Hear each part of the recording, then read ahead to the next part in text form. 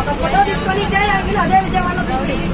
ఇదే యాంగిల్ ఒక ఫోటో తీసుకో. ఫోటో తీసుకొని అమ్మాయి తెలుసా విజయవాడలో చూపి.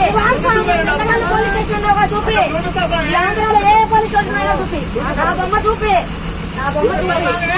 తీసుకో వీడియో తీసుకో.